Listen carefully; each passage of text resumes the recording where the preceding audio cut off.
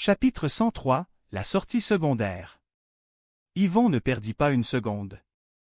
Il rangea son téléphone, serra la mâchoire et posa sa main sur l'épaule du relais pour lui faire comprendre que le temps des hésitations venait de finir. Il lui dit de le suivre immédiatement. Le relais tremblait encore, mais il obéit. Il venait de comprendre quelque chose de simple et de brutal.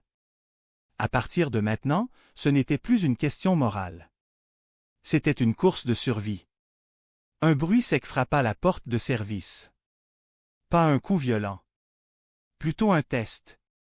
Quelqu'un voulait vérifier si la pièce était encore occupée. Poutine se plaça aussitôt devant la porte, le corps bas, silencieux, parfaitement prêt. Il n'était pas là pour attaquer. Il était là pour empêcher l'entrée juste assez longtemps. Juste le temps qu'il fallait. Yvon balaya rapidement le local du regard. Il cherchait une autre sortie. Une vraie. Et il la vit.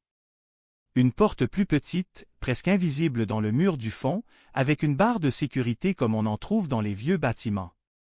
Le genre de porte qu'on n'utilise jamais, sauf quand il faut disparaître proprement. Yvon s'y dirigea vite, mais sans courir, parce que courir fait du bruit et le bruit attire toujours la mauvaise attention.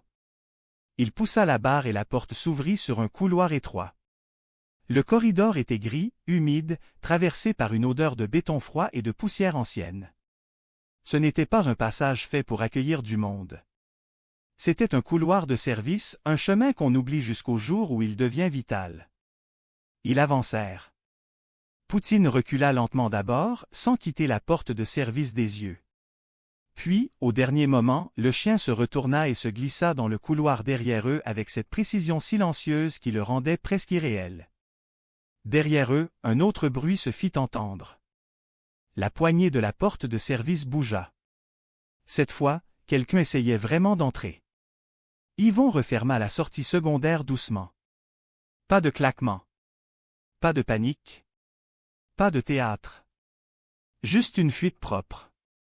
Ils descendirent un escalier de service, 2 étages plus bas, puis traversèrent un autre couloir avant d'atteindre une porte qui donnait sur l'extérieur, derrière le bâtiment, loin du stationnement principal. Quand ils sortirent, l'air les frappa de plein fouet. Le froid du Québec, brutal, sec, net. Un froid qui ramène immédiatement au réel. Yvon regarda autour de lui. Il n'y avait personne dans son angle immédiat, aucune caméra visible au premier regard, aucune foule, aucun uniforme. Seulement une ruelle arrière, quelques bacs, un camion stationné plus loin, et le bruit discret de gens qui vivaient leur vie sans savoir qu'à quelques mètres d'eux un chapitre entier était en train de basculer. Le relais respirait fort. Il murmura que la voix allait le retrouver.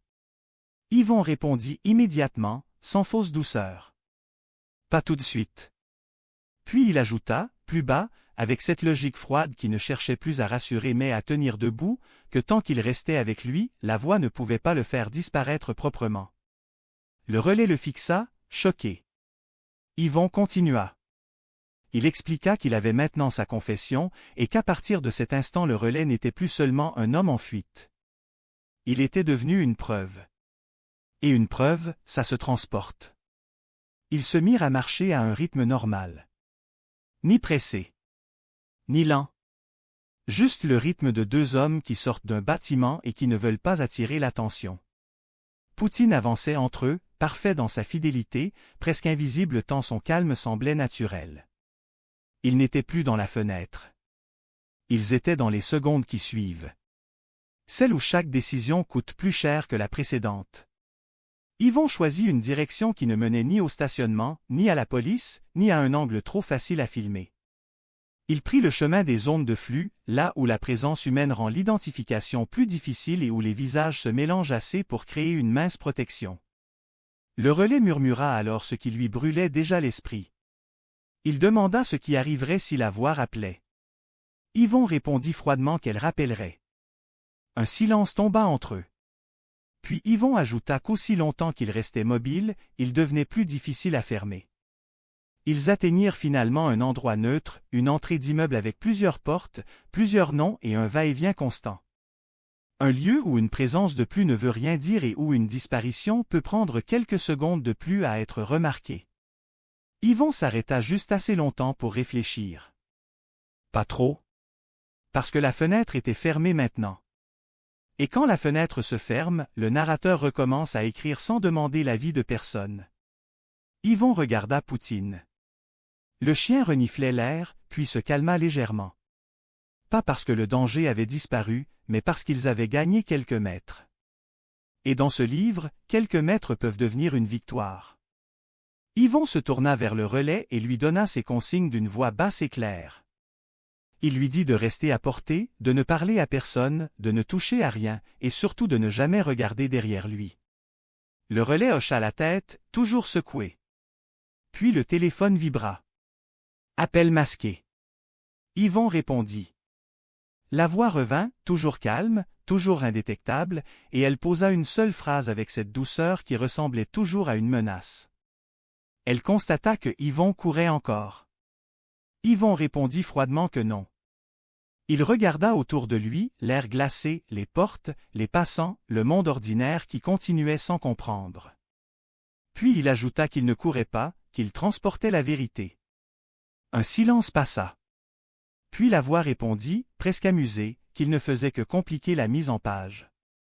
L'appel coupa. Yvon resta immobile une seconde.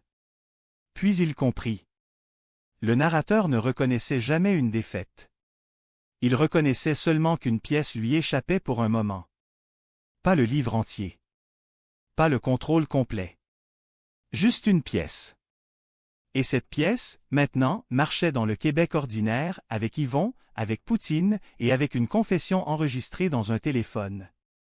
Et ça, c'était déjà trop concret pour disparaître sans bruit.